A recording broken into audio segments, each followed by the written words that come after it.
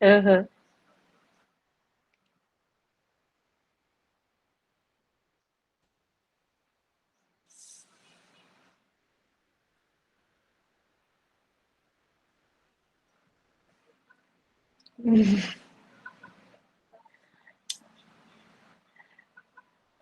Aham. Eu comecei a patinar, na verdade, porque a minha mãe patinava por hobby já, e aí na escolinha que eu estudava na época, tinha patinação e ela sempre achou um esporte muito bonito. E aí por isso que ela me colocou na patinação.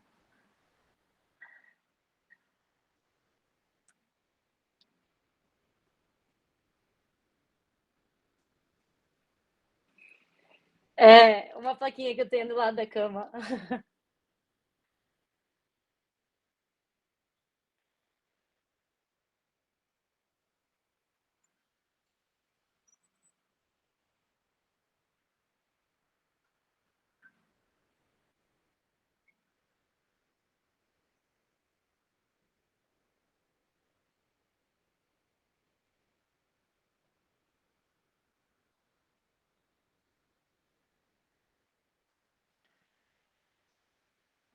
Foi, assim, muito mais difícil no começo da lesão, na verdade, porque eu me lesionei 10 dias antes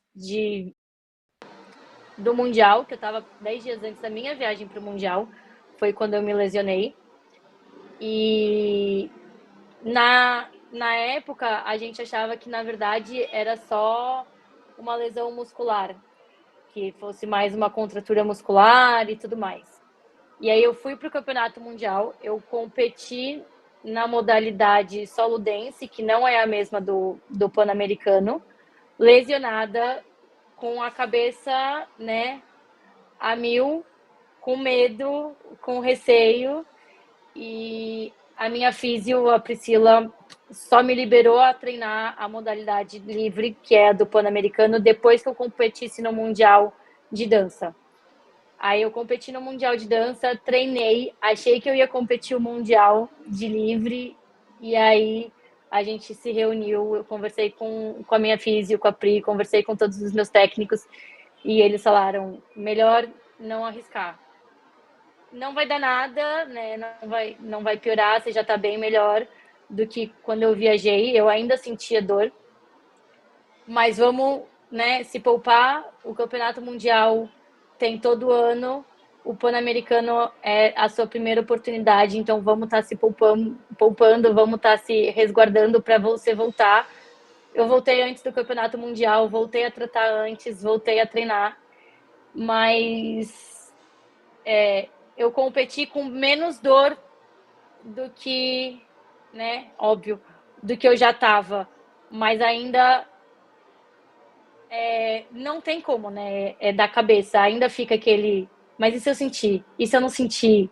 Né, dá um receio, mas na modalidade livre a gente tem duas etapas, o programa curto e o programa longo.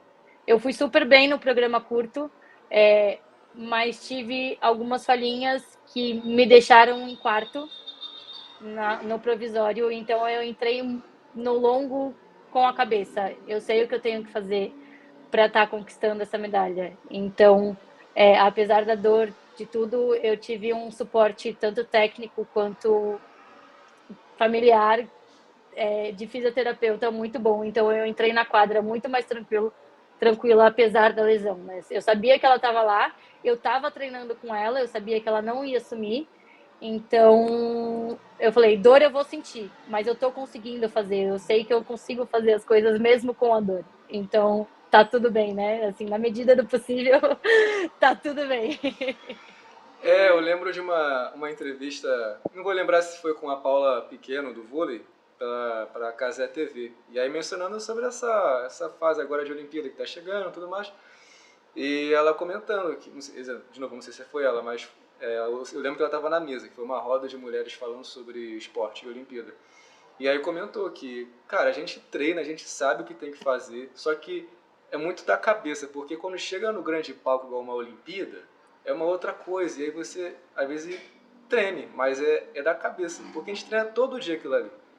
Sim. Só que é o trabalho também mental que é muito importante. Então eu Uhum. imagino que o psicólogo nesse momento foi fundamental, né?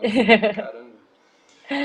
E você falou desse início, foi na escolinha, para para começar a desenvolver, mas você tinha vontade de ser profissional ou foi com o tempo mesmo isso foi madurando? Porque eu dei uma stalkeada no teu Instagram, e aí eu vi que desde garotinha você já fazia as práticas e já tinha uns campeonatos internacionais, não sei, desde 2012, 2014, em campeonato dos Estados Unidos. Eu falei, poxa, ela já tem uma Aham. experiência desde pequena.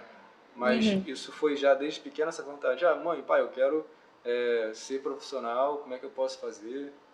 Não, eu acho que na verdade foi muito uma coisa que veio com o tempo mesmo. Eu sempre fui uma criança muito competitiva,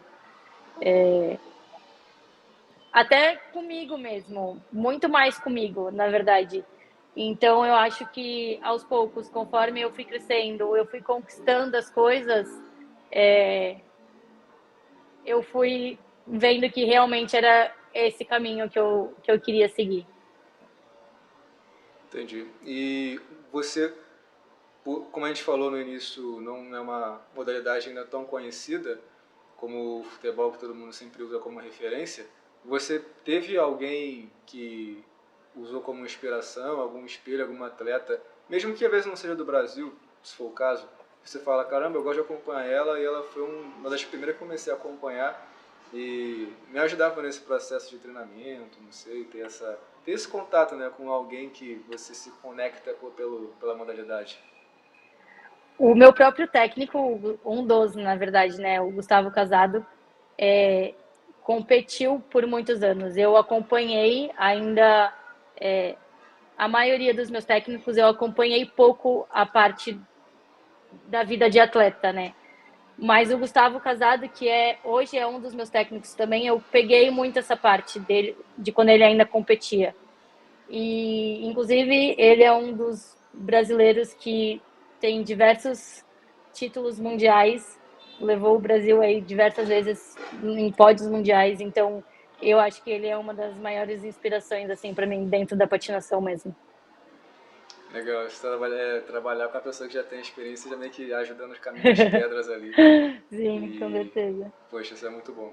Você falou sobre a, aquela preocupação de, não vamos se precipitar e vamos se resguardar para disputar o PAN. É, isso é muito bom porque eu pensei nisso. Você me fazer uma pergunta do tipo, daqui a 10 anos você faz esse tipo de planejamento a longo prazo?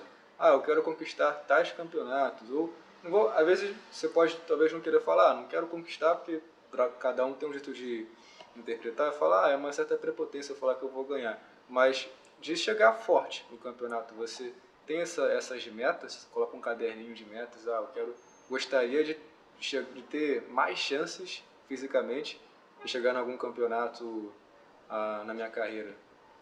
Sim, com certeza. Eu acho que é de todo atleta, né? Eu acho que quando você se vê realmente no mundo da competição, eu acho que você já tem uns teus sonhos, assim. Eu costumo dizer que a Bianca, criança, não imaginava conquistar tudo que eu conquistei hoje, mas sim, eu ainda tenho eu tenho duas medalhas de mundiais já, na verdade, na categoria grupo de show. E um dos meus sonhos é estar conquistando a medalha em mundial na modalidade individual, né? E aí seria só eu, sozinha, competindo. E é porque você tem agora 26 anos. 26, isso, eu faço 26 agora em abril. Então, você já chegou. Às vezes tem gente que evita ficar olhando muito pro passado, mas você já chegou a fazer algo do tipo, um balanço, cara, 10 anos eu tava fazendo isso e agora eu já conquistei algumas coisas que você não vai prever o futuro, acho que você vai conquistar tudo isso.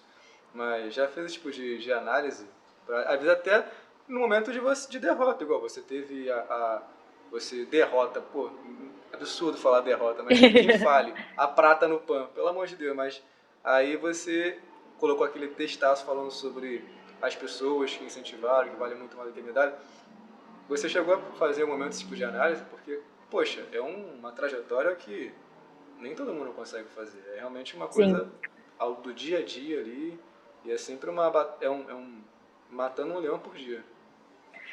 É, é uma das perguntas, assim, na verdade, que algumas pessoas me fazem e eu sempre falei, quando me perguntam, quando você vai parar de patinar? Quando me perguntavam, na verdade, né? Quando você vai parar de patinar? E eu falava, quando eu tiver a minha medalha de mundial. E assim, hoje talvez eu não diria isso. É óbvio, é meu sonho ter uma medalha no mundial, individual, mas eu acho que cada campeonato é um campeonato e então quando eu paro para pensar sobre isso, eu falo a Bianca de 10 anos atrás, de 15 anos, de 12 anos, que foi um dos meus primeiros sul-americanos, eu acho que quando eu tinha uns 10 anos, mais ou menos, 11, eu não imaginava que eu ia chegar aqui, que eu ia ter 2 medalhas de mundiais, que eu ia ter uma medalha de prata no Pan-Americano. Eu ainda brinco às vezes com a minha físio. Eu falei, eu poderia ter sido ouro, eu tenho a plena consciência disso, e todos nós atletas temos consciência do que a gente conseguiria, né? Do que a gente pode fazer. Mas somos humanos, somos atletas. A cada momento que a gente entra em pista, está todo mundo sujeito a acontecer algum erro, algum imprevisto, e foi o que aconteceu. E a minha físio sempre me lembra, ela fala, Bi, você poderia nem estar competindo. Então, assim, quando eu penso nisso, eu falo, sim, a minha, independente da cor da medalha, eu ter competido, eu ter conquistado uma medalha de prata, para mim, valeu mais do que qualquer outra coisa.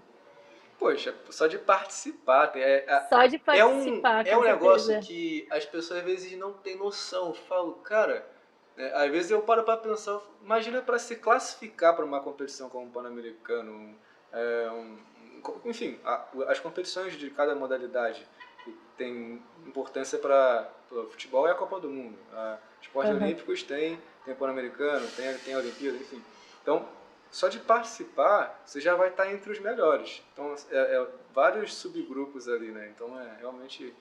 É que a gente foca muito no pódio, muito no...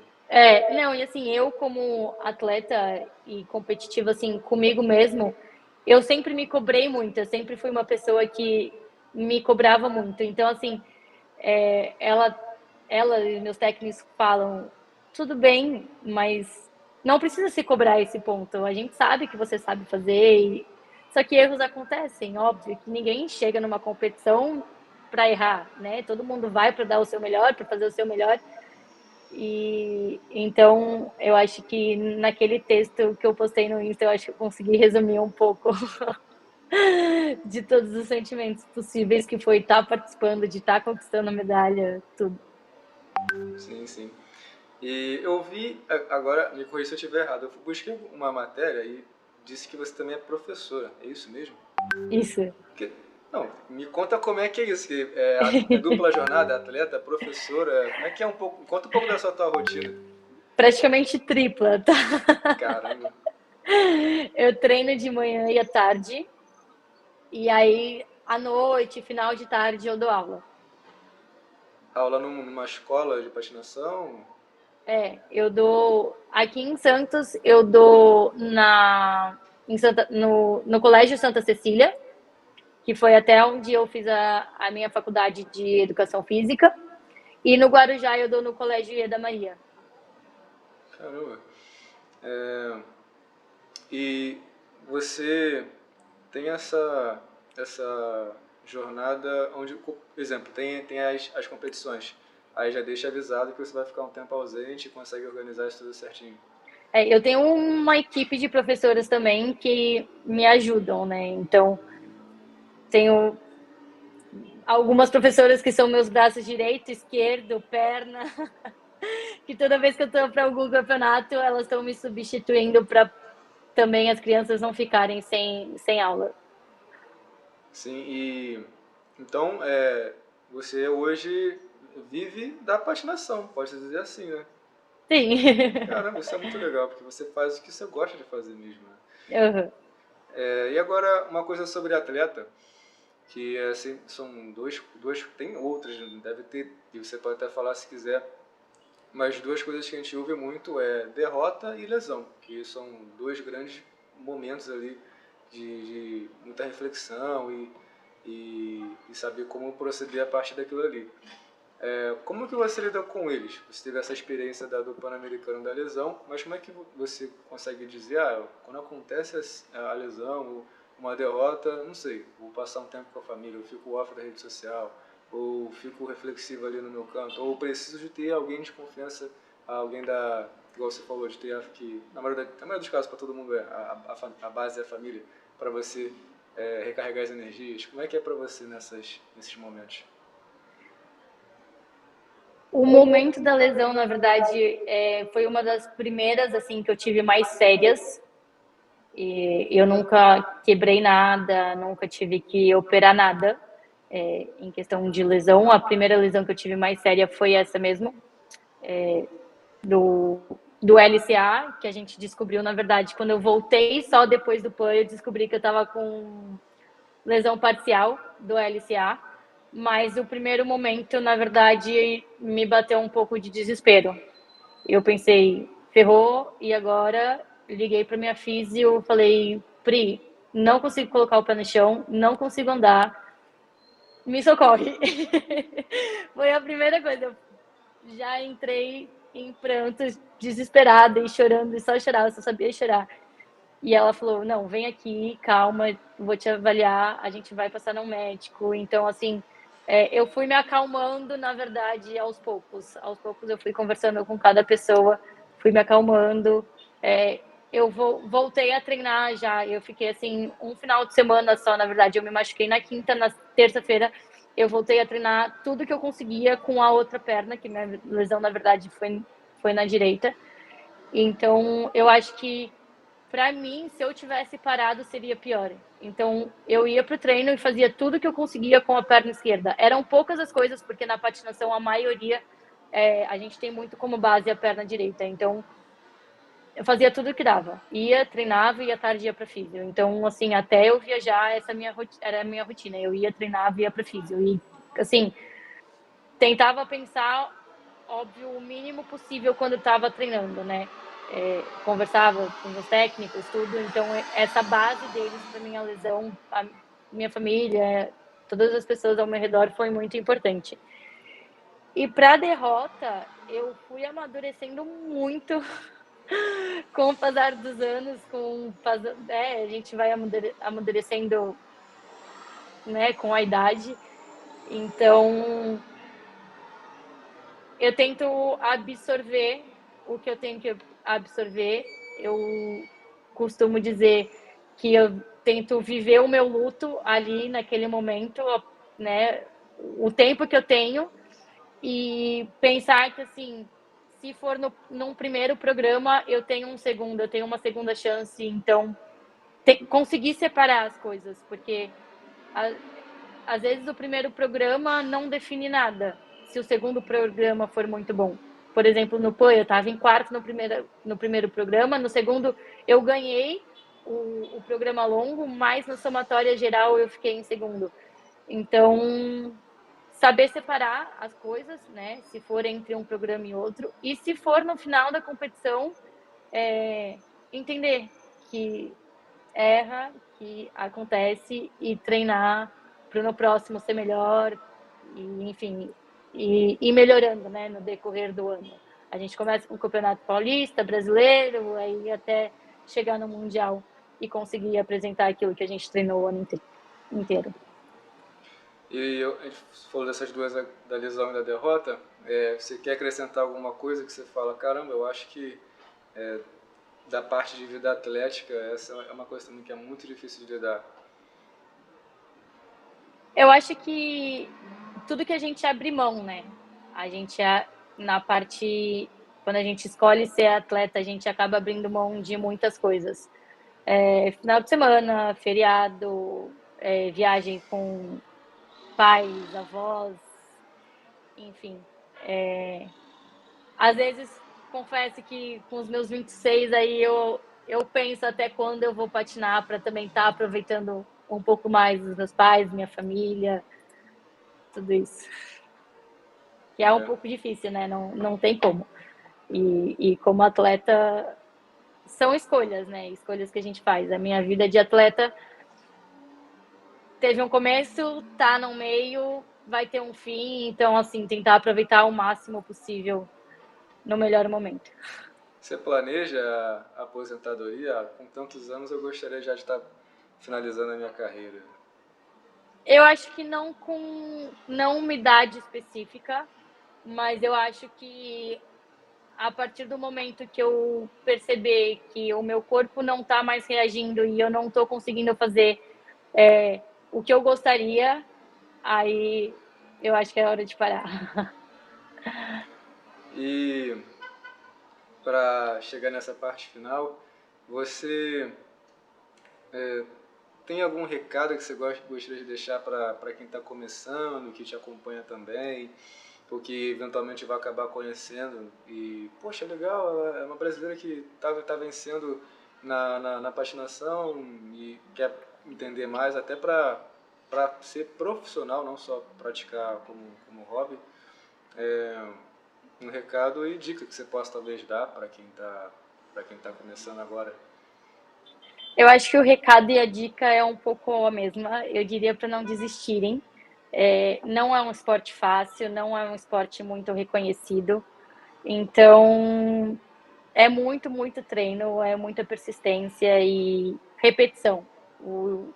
Eu acho que a maioria dos esportes, né, é a base de repetição. Então, quanto mais você repetir, quanto mais você treinar, mais perto aí da, digamos, perfeição dos saltos e dos elementos você vai conseguir. Olha, aí para finalizar, a Natália já viu eu falando na outra entrevista, para Samantha. Eu costumo falar com o pessoal, tem alguma pergunta que você gostaria de responder e não te fizeram?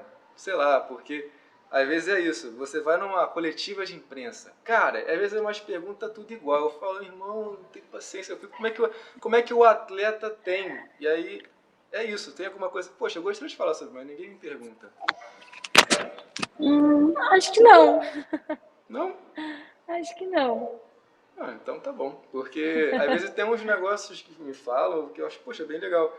E é isso, às vezes. E aí, como é que foi pra você vencer isso aqui? Assim, ó, e fica naquela e às vezes a pessoa tá cansada, já quer ir descansar, quer ir pro gelo, eu não sei. Entendeu? Eu tento me colocar um pouco no lugar do atleta também, às vezes tem que ficar repetindo aquelas perguntas, cara. Mas então, tá, muito obrigado pelo seu tempo, pela conversa, foi um prazer falar com você. E você, não sei como é que funciona com a rede social, você aceita collab? Porque a gente faz os textos e geralmente marca lá, stories, também feed. Uhum. Não, então beleza, Sim, porque sem problema nenhum.